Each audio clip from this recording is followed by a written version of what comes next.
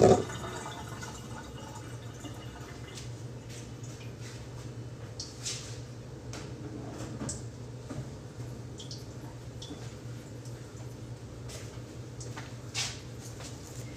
morning. Good morning, everybody. How's everyone doing?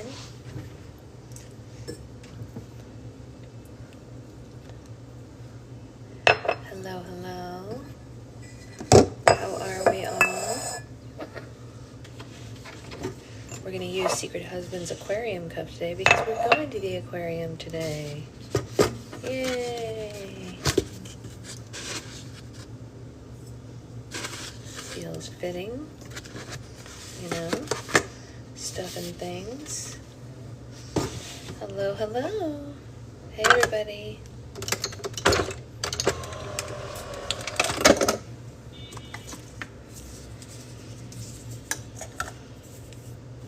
She is sleeping. I tried so hard to keep her awake, Liz, in a variety of different ways. Feeding her, taking a shower, not with her, but like, you know, the noise of whatever. But she's out. So pray for me. Because maybe she'll sleep through book club still. Who knows? Who knows? Who knows? Not I.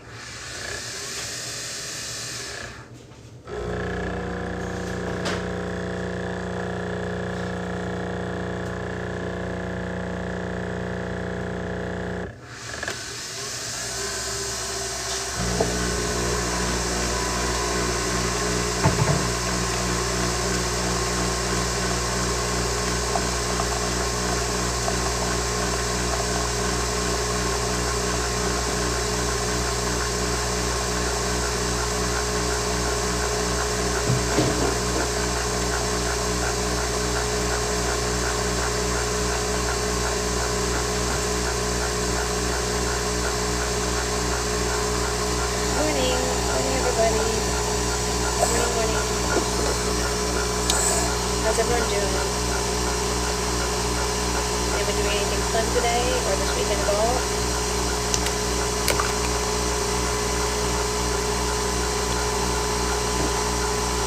Anybody? Doing anything exciting? That smells very good. Smells very good. Delicious, as a matter of fact. Oh, yeah. Delicious. Smells delicious. Oh, okay, sorry, I was just trying to correct that you were a little off. It looks like she's like off, but I wonder if that's just her diaper. Because it looks, I mean, like, I don't know, whatever. She's fine, she's comfortable. She's got a good C curve, see? She's all nice and curved, that's correct. Knee pit to knee pit. Little footies that are too big and can flip over if we need to see our toesies. Let's see, should we see our toesies? Toesies. Yeah, little cuddly baby. Someone just needs a cuddle this morning.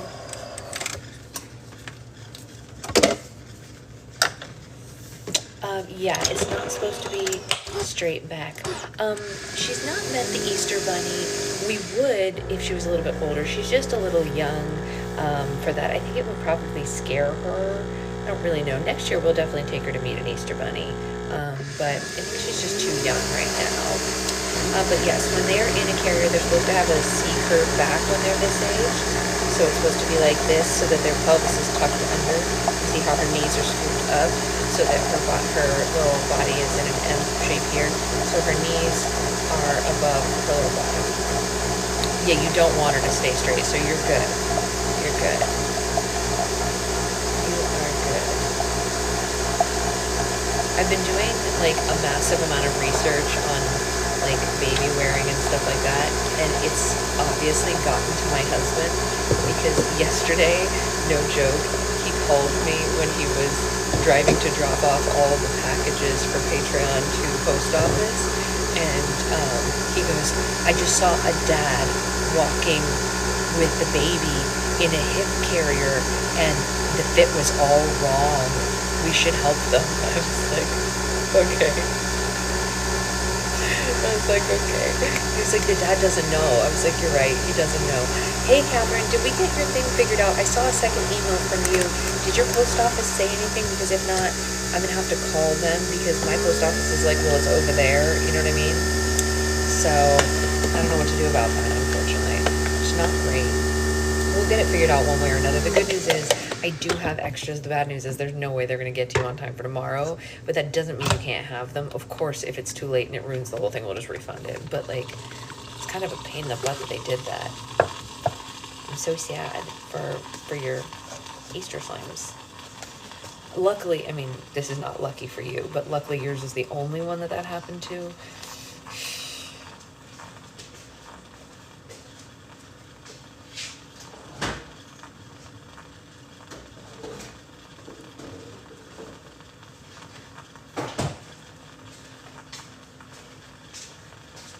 They said they would look into it and ask for my phone. Okay. All right. Well, let's only give them until like Tuesday maximum. And then we are going to submit a claim and either refund you or replace it. Because it's not cute on their part. Not cute. Not cute.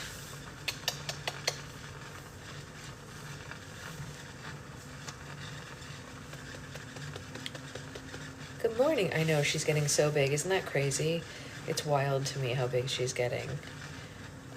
What is also wild to me is that this is the size my sister was when she was born.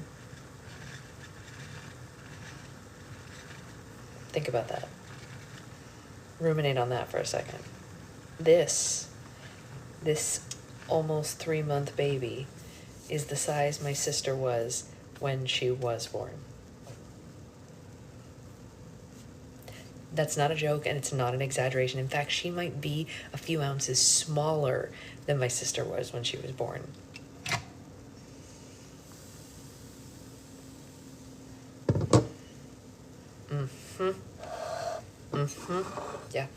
Yeah. It's not a joke or an exaggeration. My sister was 12 pounds and 11 ounces at birth. She was almost exactly double what I was at birth. Yes.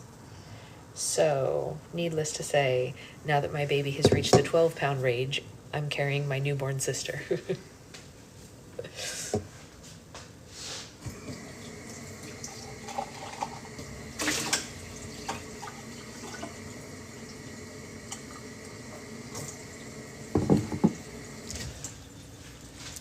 Both my babies were over 9 pounds. My mom also had a C-section. Yes, she had to.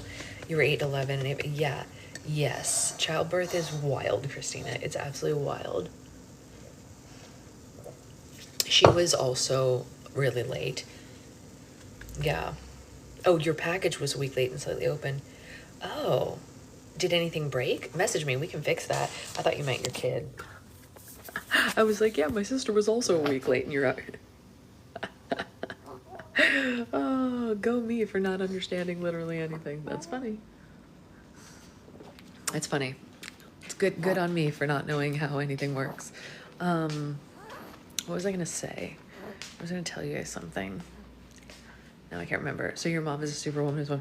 My mom is certainly something. I'll tell you what, you guys. Oh, can we sit down with spilling? Okay, we did. We sat down without spilling. Okay. My mom is a very interesting lady. Sometimes she comes on the lives, so you guys would be able to talk to her directly, but she's driving right now, so obviously she won't be joining the live this morning. But my mom is a doctor, and that doesn't sound that interesting until you realize that she's 78 years old. Ooh, pollen rain, that's not good. And when she was the age to go to medical school, most women were not allowed to do that, which it sounds funny to say that right now because we think like we have so many rights and it hasn't been that long and like all this stuff. But even in my mother's lifetime, 13.6, now that's the biggest I've heard of. 2 weeks early. Outrageous. So my mom had really good grades in college and she wanted to go to medical school, but even with her good grades, it still wasn't enough to top the men who were applying who had lower grades than her. So my mom went to another country to go to medical school, and she learned her trade being an actual MD, a medical doctor, in another language that she didn't know yet. So she learned the language and learned to be a doctor at the same time, passed, got her degree, came back to America, and then had to do all the internships and the tests to get her licenses here in English when she had learned it in Spanish. You know, learning it in Spanish has served her in the end because she works with a lot of Spanish-speaking communities here in California, obviously. But like, you know, being a woman trying to go to school, she does actually love her job. That's actually true. She does, genuinely. But isn't that crazy to think about? That like, even someone my age's parent didn't have like an easy time trying to, you know, do the whole work. Like this is the thing, like, you know, people on the other side of the aisle, let's just say that so that we don't get a ding for using the R word. And when I say R word, I mean the political R word, not the mean one. They want to complain about DEI, but like, anyone who is a female getting a job basically is DEI, because look at all of the struggle my mom went through, you know? Look how far I've come. I feel like we're really, I know, that's what I'm saying, Amber. It's like crazy. Like, she had to go to another country to go to medical school because they were just accepting guys. I did learn English by herself. It's crazy, right? Yeah, that's crazy, Brianna. It's hard. Nursing school is hard, actually. I have a lot of friends who have done that, and they just, it's wild. It is. It's quite inspiring, actually. Yeah. And the thing of it is that like learning a trade in another language, like your grandmother and my mother, is so different than just like learning the language first, you know? I think we're already at least halfway back there. Don't say it, Victoria. You're breaking my heart. But I do think you're right, unfortunately. As much as I don't want you to be right, I do think you are. That tastes real good, by the way. I know that's not the point of this conversation, how good my coffee is, but it is good. It's real good. Okay, so Jack, hello. We haven't seen you on here in a hot minute. Jack, I was relaying the collarbone story to my friends yesterday before the live. They were howling with laughter. German and French and working at a bakery. Really? That's amazing. Oh my gosh. I love it. I love it. I love it. The collarbone story will always be one of my favorite things. I'm jealous to have coffee. You being able to have coffee only lasted 2 days. No, Stephanie, say it ain't so. Really? What can you have? But what can you? Okay, that came off wrong. Collarbones are hard to draw and easy to forget. It's funnier to just imagine that he doesn't have them. I prefer that story. Because my favorite follow-up to the collarbone story is like literally 6 months later, Becca going, "Don't worry, secret baby got her mom's collarbones." Cracked me up. I literally cried laughing when she said that. Dr. Pepper Zero is the only caffeine baby likes. Wow. Wow. That's a picky little bean, huh?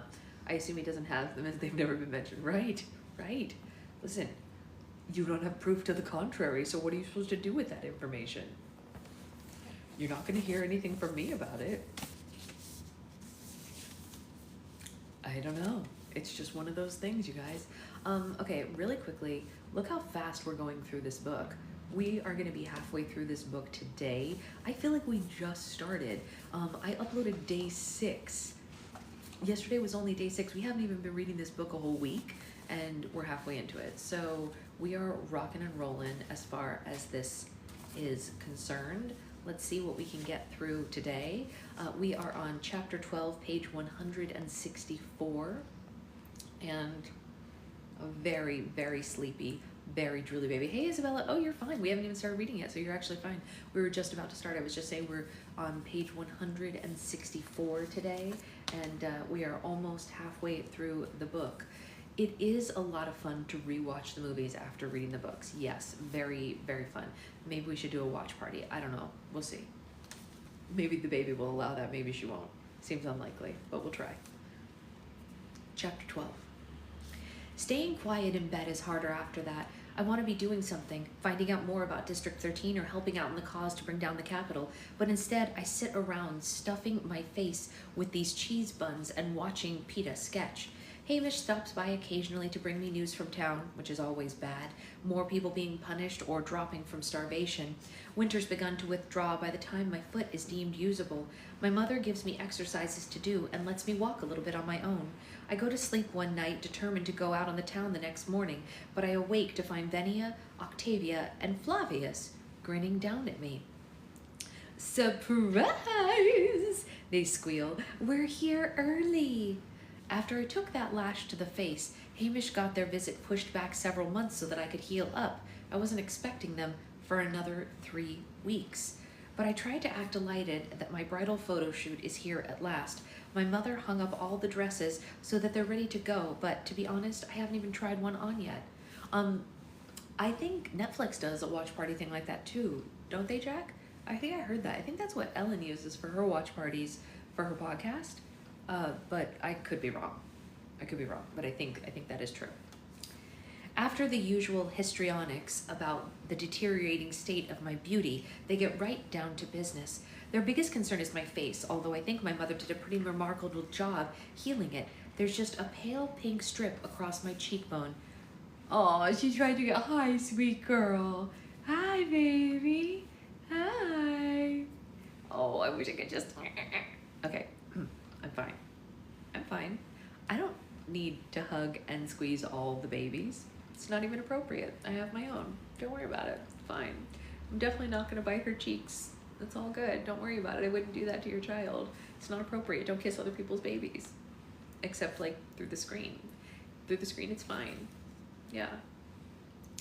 The whipping's not common knowledge, so I tell them that I slipped on the ice and I cut my face. And then I realize that's the same excuse for hurting my foot, which is going to make me walking in high heels a problem. But Flavius, Octavia, and Venia aren't the suspicious types, so I'm safe here. Since I only have to look hairless for a few hours instead of several weeks, I get to be shaved instead of waxed. I still have to soak in a tub of something, but it isn't vile, and we're on to my hair and makeup before I know it. The team, as usual, is full of news, which I do my best to tune out, but then Octavia makes a comment that catches my attention. It's a passing remark, really, about how she couldn't get shrimp for a party, but it tugs at me. Why couldn't you get shrimp? Is it out of season? I ask. Oh, Katniss, we haven't been able to get any seafood for weeks, says Octavia. You know, like, because the weather's been so bad in District 4. My mind starts buzzing. No seafood for weeks? From District 4? They barely concealed rage from the crowd during the victory tour, and suddenly I'm absolutely sure that District 4 has revolted. I begin to question them and casually about what other hardships the winter has brought on them.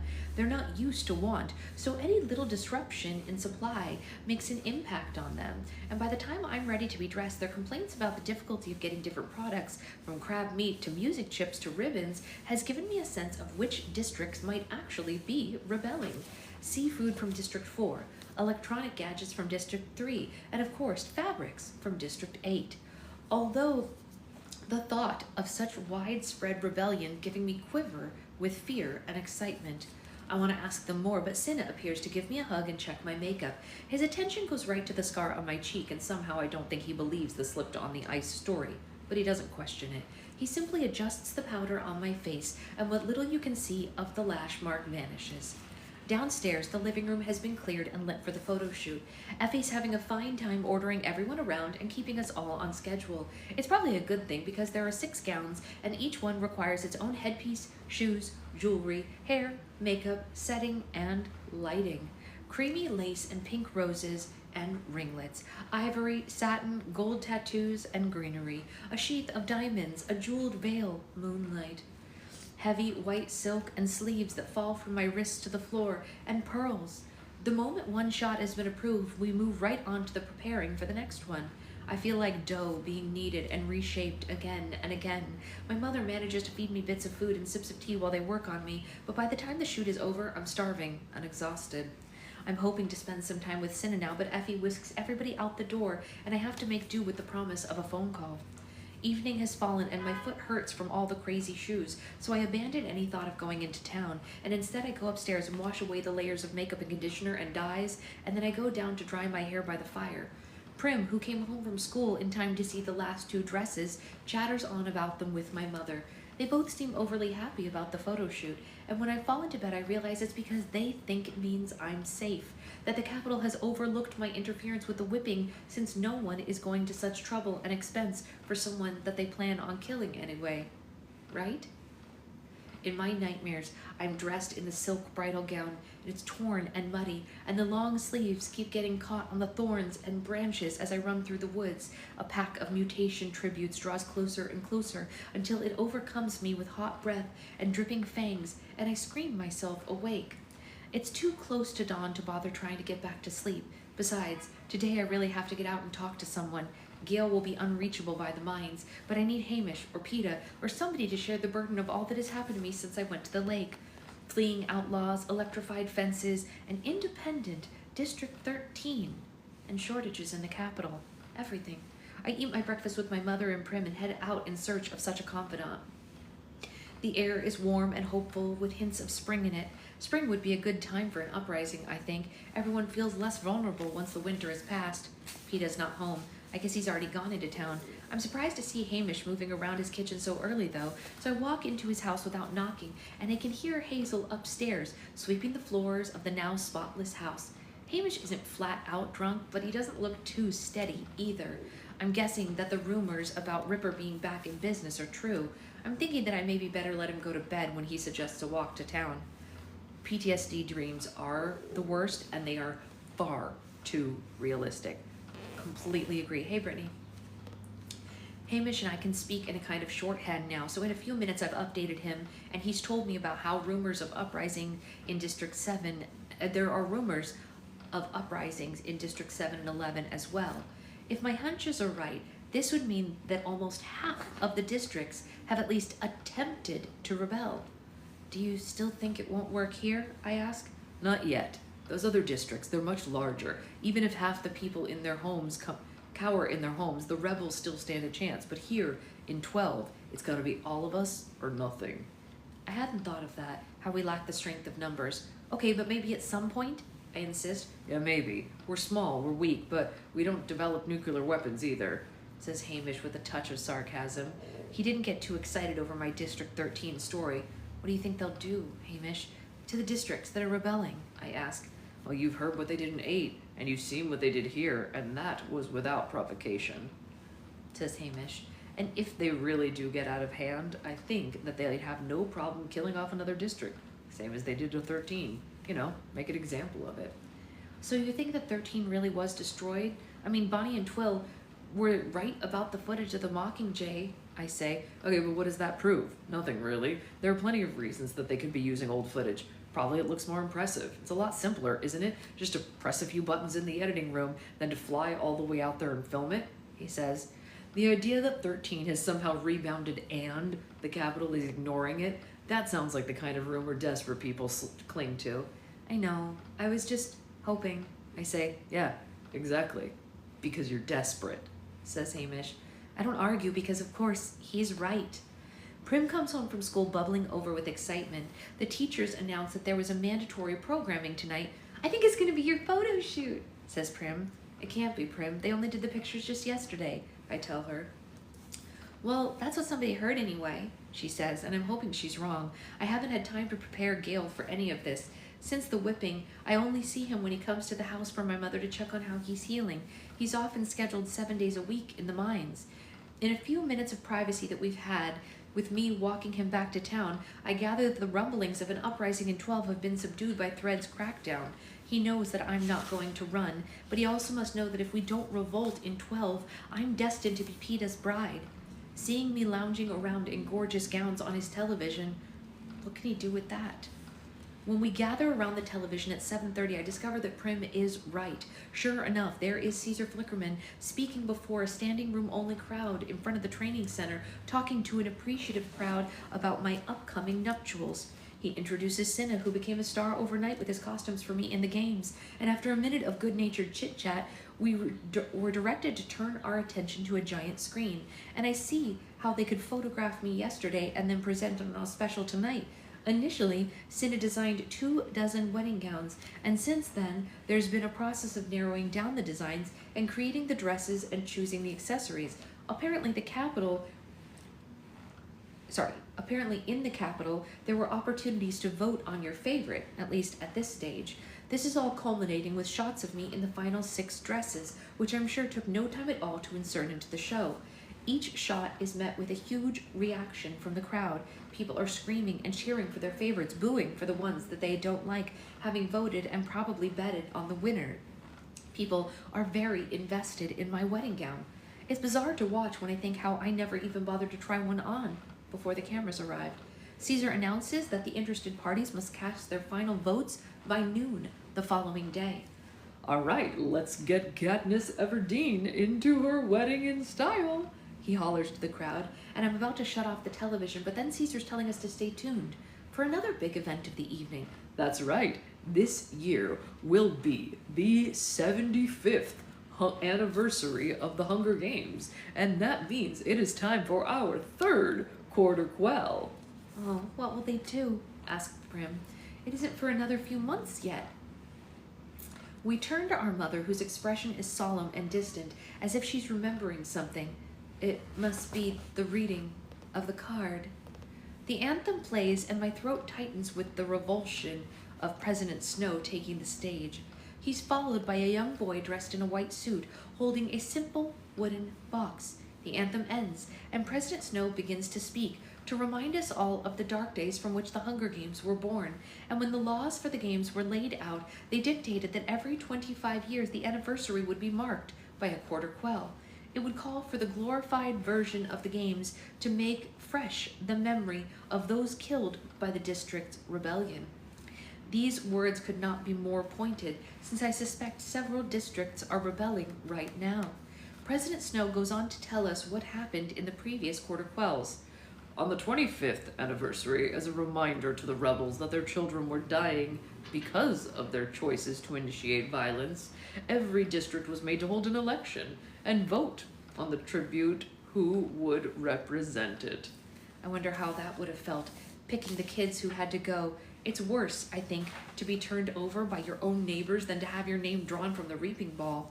And on the 50th anniversary, the president continues, as a reminder that 2 rebels died for each capital citizen, every district was required to send twice as many tributes. And I imagine facing a field of 47 instead of 23. Worse odds, less hope, and ultimately more dead kids. That was the year that Hamish won. I had a friend who went that year, says my mother quietly. Maisie Donner. Her parents owned the sweet shop. They gave me her songbird afterward. It was a canary. Prim and I exchange a look. It's the first time we've ever heard of Maisie Donner. Maybe because my mother knew we wouldn't want to know how she died. And now we honor the 3rd quarter quell, says the president. The little boy in white steps forward, holding out the box as he opens the lid, and we can see the tidy, upright rows of yellowed envelopes. Whoever devised the quarter quell system has prepared for centuries of the Hunger Games. The president removes an envelope clearly marked with the number 75. He runs his finger under the flap and pulls out a small square of paper, and without hesitation he reads, on the 75th anniversary, as a reminder to the rebels that even the strongest among them cannot overcome the power of the Capitol, the male and female tributes will be reaped from the existing pool of victors. My mother gives a faint shriek, and Prim buries her face in her hands, but I feel more like the people I see on the crowd in television, slightly baffled. What does that mean? The existing pool of victors? Then I get what it means, at least for me. District 12 only has 3 victors to choose from, 2 male and 1 female. I'm going back into the arena. Did anyone else get absolute chills when they heard Maisie Donner's name for the first time since the new book came out? Okay, our kids got to be on the same nap schedule. Yeah, we're on the same nap schedule. Yes, I love that. This is a good nap time. Okay, I got absolute goosebumps all up and down my arms when I read Maisie Donner's name. Oh man, when we get to the newest book, you guys are gonna lose your minds. You're gonna lose your mind. Oh, interesting. Yeah, all the characters with snow in it are no good. Ooh, creepy. Okay, let's see, what time is it? 8:59. Great, we can keep going. Hi. Stay asleep.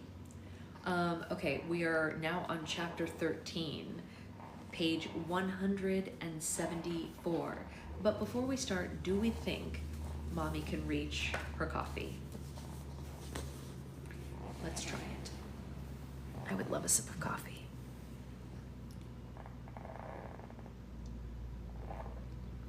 Maybe 2?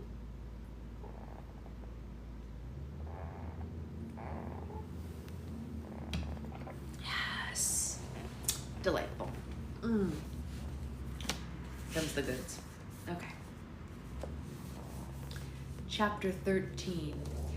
It's actually not that far, it's just low, right? But you and Secret Husband feel the same, Amber. He wants a side table like right here next to this chair, but I don't feel like that would work because this chair does this. So like, how are you supposed to put one on the side of a chair that like goes back and forth? I know, she sounds like a little it's funny, it's true. But you know what the good news is? I can hear her breathing and her airway is clear. So honestly, nothing else super matters for me. She's definitely breathing. You can see her little back rising and falling. It's very cute. Okay, chapter 13. Now, this is not a spoiler. This is me wondering. I can't remember if chapter 13 in this book talks more about District 13, but if it doesn't, I feel like that's a missed opportunity on Suzanne Collins' part. Not that she ever does anything by accident, but wouldn't it be funny if the chapter 13 talked about District 13? I don't know. All right. I have a hangnail. That's the worst. I don't like that feeling. Okay, here we go. My body reacts before my mind does, and I'm running out the door and across the lawns of the Victor's village into the dark beyond. Moisture from the sodden ground soaks my socks, and I'm aware of the sharp bite of the wind, but I don't stop. Where? Where to go? The woods, of course. I'm at the fence before the hum makes me remember how very trapped I am, and then I back away, panting, and I turn on my heels, and I take off again, and next thing I know, I'm on my hands and knees in the cellar of one of the empty houses in the Victor's village. Faint shafts of moonlight come through the window in the wells above my head.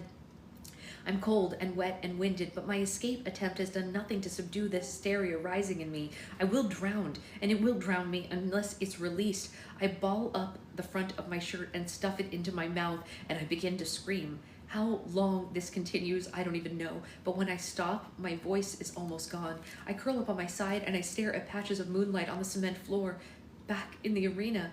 Back in my place of nightmares. That's where I'm going. I have to admit, I did not see this coming. I saw a multitude of other things. Being publicly humiliated, yes, tortured and executed, fleeing through the wilderness, pursued by peacekeepers in a hovercraft, marriage to Peter with our children forced into the arena, but never that I myself would have to be a player in the games again. Why? Because there's no precedent for it. Victors are out of the reaping for life. That's the deal if you win. Until now. There's some kind of sheeting that they pulled down when they painted here, and I pull it over me like a blanket. In the distance, someone's calling my name, but at the moment I excuse myself from thinking about even those I love the most. I think of only me and what lies ahead. The sheeting is stiff, but it holds warmth. My muscles relax, my heart rate slows. I see the wooden box in the little boy's hand, President Snow drawing out the yellowed envelope. Is it possible that this was really the quarter quell written out 75 years ago? That seems unlikely. It's just too perfect of an answer for the troubles that are facing the capital today. Getting rid of me and subduing the districts all in one neat little package. I hear President Snow's voice in my head. On the 75th anniversary, as a reminder to the rebels that the strongest among them cannot overcome the power of the capital, the male and female tributes will be reaped from the existing pool of victors. Hi. Yeah?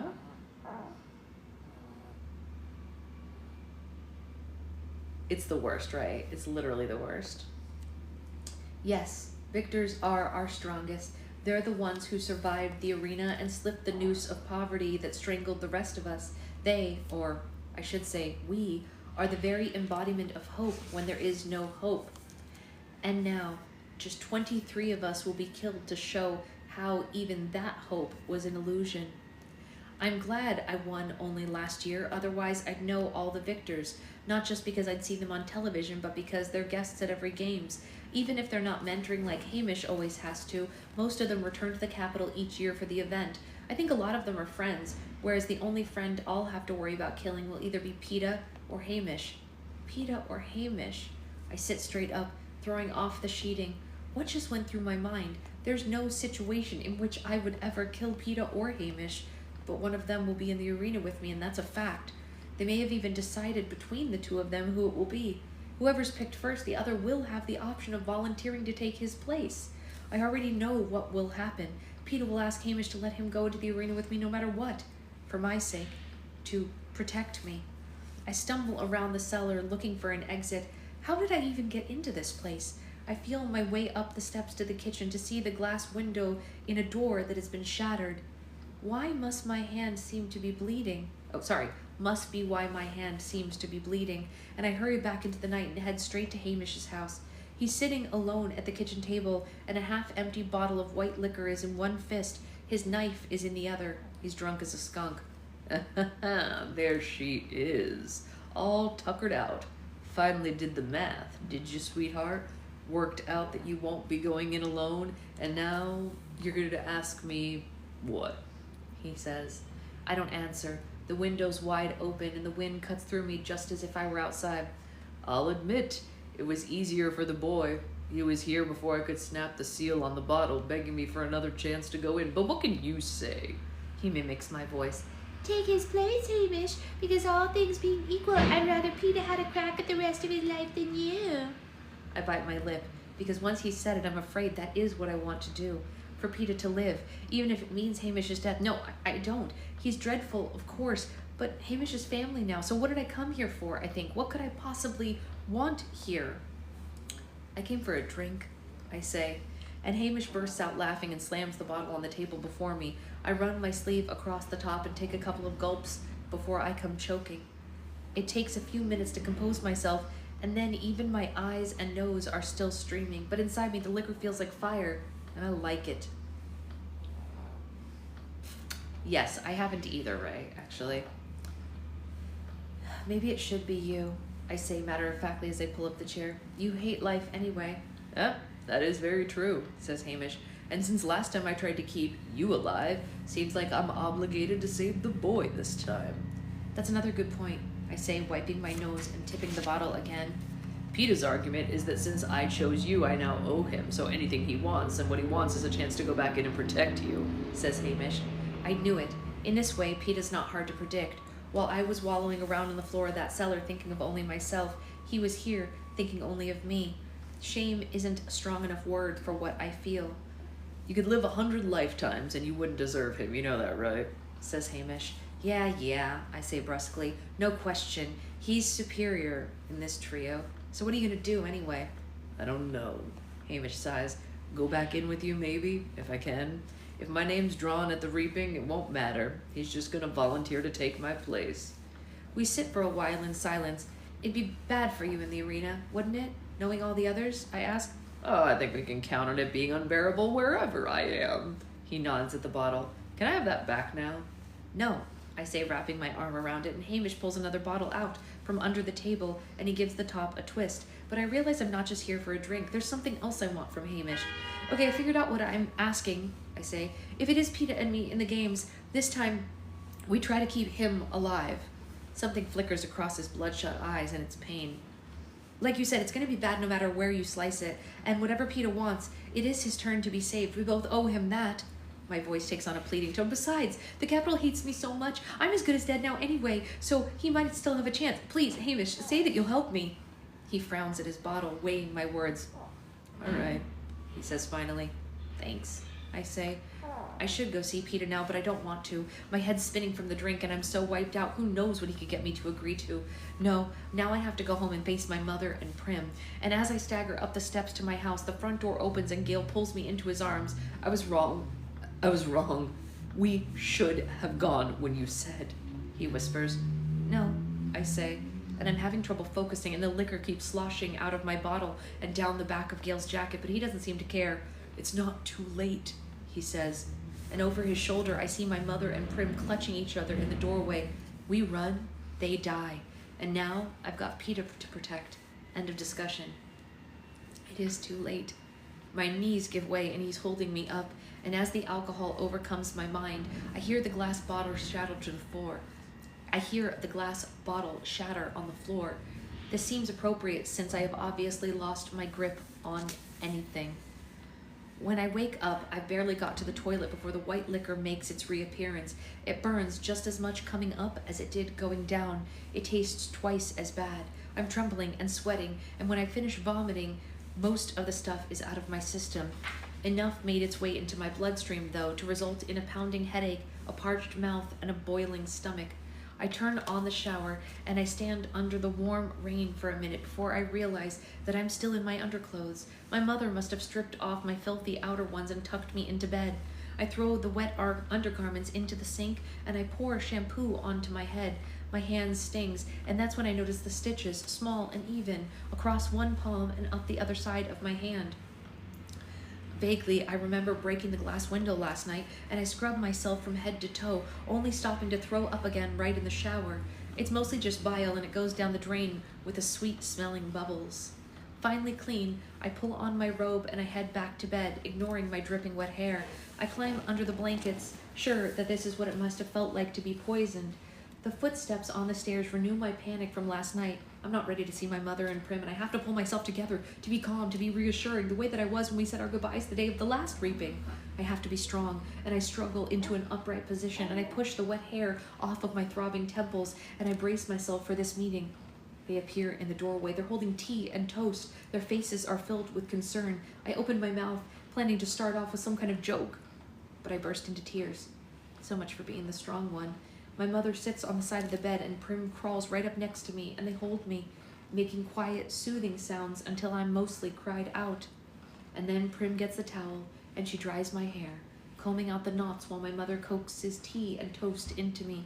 They dress me in warm pajamas and layer more blankets onto me as I drift off again. I can tell by the light that it's late afternoon when I come around again. There's a glass of water on my bedside table, and I gulp it down thirstily. My stomach and my head still feel rocky, but much better than they did earlier. I rise, I dress, and braid back my hair. Before I go down, I pause at the top of the stairs, feeling slightly embarrassed about the way that I've handled the news of the Quarter Quell.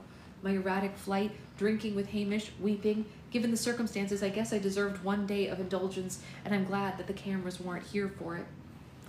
Downstairs, my mother and Prim embrace me again, but they're not overly emotional. I know that they're holding things in to make it easier on me. Looking at Prim's face, it's hard to imagine that she's the same frail little girl that I left behind on reaping day 9 months ago. The combination of that ordeal and all that has followed, the cruelty in the district, the parade of sick and wounded that she often treats by herself, now if my mother's hands are too full, these are things that have aged her. She's grown quite a bit too. We're practically the same height now, but this isn't what makes her seem so much older. My mother ladles out a mug of broth for me, and I ask for a second mug to take to Hamish, and then I walk across the lawn to his house. He's only just waking up, and he accepts the mug without comment. We sit there, almost peacefully sipping our broth, and we watch the sun set through his living room window. I hear someone walking around upstairs, and I assume it's Hazel. But a few minutes later, Peeta comes down and tosses a cardboard box of empty liquor bottles on the table with finality. There, it's done, he says. It's taking all of Hamish's resources to focus his eyes on the bottles, so I speak up. What's done? I've poured all the liquor down the drain, says Peeta. This seems to jolt Hamish out of his stupor, and he paws through the box in disbelief. Wait, you what? I tossed the lot. says Peeta. He'll just find more, I say. No, he won't, says Peeta. I tracked down Ripper this morning, and I told her I would turn her in the second she sold either of you any. I paid her off too, just for good measure, but I don't think she's eager to be back in Peacekeeper custody. Hamish takes a swipe with his knife, but Peeta deflects so easily it's pathetic. Anger rises up in me. Hey, what business is it of yours what he does? It's completely my business. However it falls out, 2 of us are going to be back in the arena with the other as mentor. We can't afford any drunkards on the team, especially not you, Katniss, Peeta says to me. What? I sputter indignantly. It would be more convincing if I weren't still so hungover.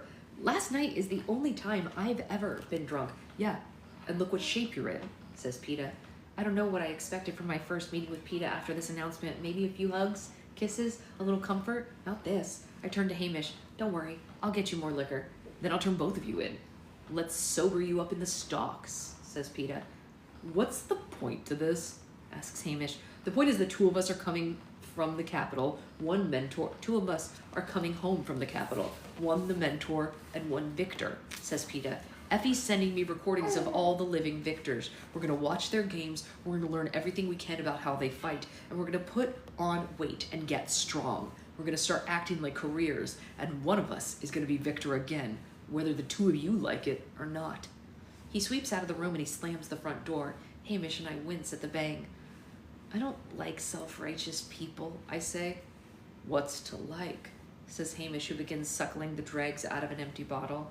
You and me, that's who he plans on coming home, I say. Huh, well, joke's on him, says Hamish. But after a few days we agree to act like careers, because it is the best way to get Peeta ready. Every night we watch the old recaps of the games that remaining victors have won. I realize that we've never met any of them on the victory tour, which seems odd in retrospect. When I bring it up, Hamish says the last thing President Snow would have wanted to show Peeta and me, especially me, bonding with the other victors in potential rebellious districts. I gotta catch up, we have loaves and fishes. Alright, see you later, Naisa. Victors have special status, and if they appear to be supporting my defiance of the capital, it would have been dangerously political. Adjusting for age, I realize that some of our opponents might be elderly, which is both sad and reassuring. Peeta takes copious notes. Hamish volunteers information about the victors' personalities, and slowly we begin to know our competition. Every morning we do exercises to strengthen our bodies. We run and we lift things and we stretch our muscles. And every afternoon we work on combat skills, throwing knives, fighting hand to hand. I even teach them to climb trees, and officially tributes aren't supposed to train, but no one tries to stop us. Even in regular years, the tributes from District 1, 2, and 4 show up wielding spears and swords. This is nothing by comparison. After all the years of abuse, Hamish's body resists improvement. He's still remarkably strong, but the shortest run wins him now, and you'd think a guy who sleeps every night with a knife under his pillow might actually be able to hit the side of a house with one, but his hands shake so badly that it takes weeks for him to even achieve that. Peeta and I excel under the new regime, though. Regimen. Why do I always do that? Peeta and I excel under the new regimen, though. It gives us something to do. It gives us all something besides accepting defeat. My mother puts us on a special diet to gain weight. Prim treats our sore muscles. Mage sneaks her father's capital newspapers to us, predictions on who will be victor of victors to show us among the favorites. Even Gale steps into the picture on Sundays, although he's got no love for Peeta or Hamish, but he teaches us all he knows about snares. It's weird for me, being in conversation with both Peeta and Gale, but they seem to have set aside whatever issues they have with each other about me. And one night, as I'm walking Gale back into town, even he admits, it'd be better if he were easier to hate. Tell me about it, I say.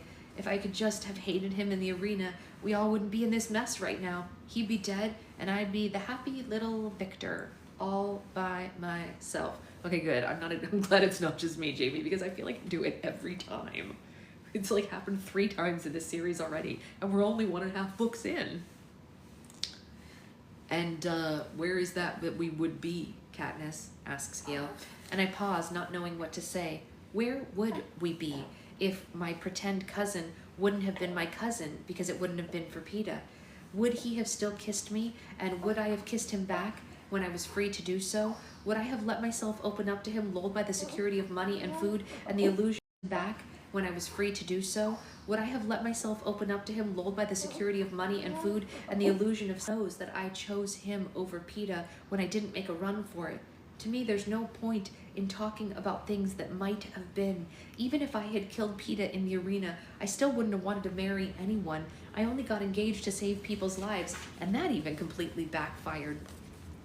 I'm afraid, anyway, that any kind of emotional scene with Gale might cause him to do something drastic, like start that uprising in the mines. And as Hamish says, District 12 isn't ready for that. If anything, they're less ready than before the Quarter Quell announcement, because the following morning another 100 peacekeepers arrived on the train. Since I don't plan on making it back alive a second time, the sooner Gale lets me go, the better. I do plan on saying a thing or two to him after the reaping when we're allowed for an hour of goodbyes, to let Gale know how essential he's been to me all these years, how much better my life has been for knowing him, for loving him, even if it were only limited in the way that I can manage. But I never get that chance. The day of the reaping is hot and sultry. The population of District 12 waits, sweating in the silence. And in the square with machine guns trained on them, I stand alone in a small, roped-off area with PETA and Hamish in a similar pen to the right of me. The reaping takes only 1 minute.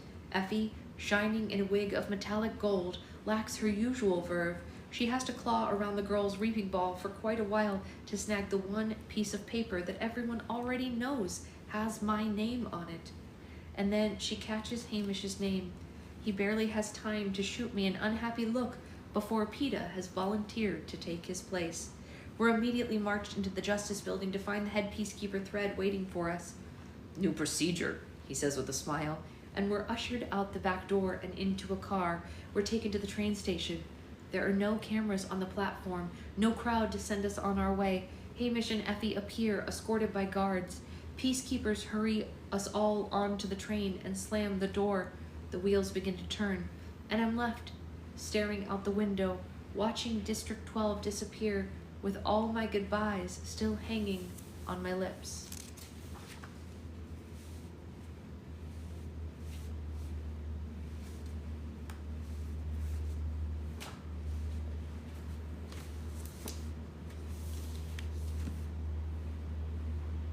It's so sad. It's so sad. She didn't even get to say goodbye. She didn't even get to say goodbye. That's way harsh.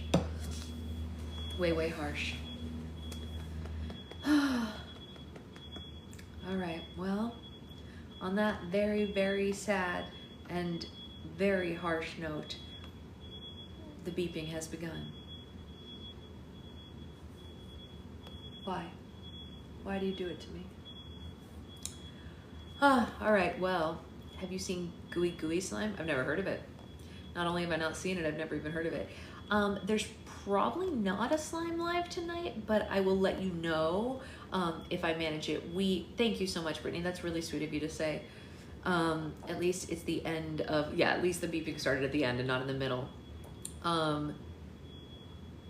You know what, Jack? That's so true. Ooh, she said, the sad reality of life is we rarely get to say our final goodbye. I have a goal on my Kindle about how many books I want to read this year. Would you count these as, yes, we do count these, Jamie. Jamie, I don't know if you have a Goodreads account, but I have an entire playlist. Nope, that's not true. Shelf, that's the word, for all of our book club books. And I always, yes, definitely Monday, if not tonight. I always try to say like what page we're on when I read. My brain is on fire when the beeping happens. If you were just up in my life is appropriate, that's funny. Yeah, I'm lying about the playlist now. Yeah, that's right. So there's a shelf on my Goodreads that tells what we're reading, and I think everyone who is in book club should totally count them, because I count audiobooks, and this is basically an audiobook, right? More or less. I think it's even better than an audiobook because we discuss the books too. So we work on reading comprehension on top of just listening. So I think it's cool. I think you should count it. That's my opinion. I count all my audiobooks, and I count all the books we read for book club also. So, what else? That's it. We're gonna go to the farmer's market. We're gonna get all the stuff at the farmer's market. We're gonna go to the aquarium with someone's cousins. It's class for Jack's kids too. Jack, you should tell your kids that TikTok, I'm waiting for their discussion points to be returned for the first few chapters. I need to know when they're done with those so I can give them their next discussion points. Just saying.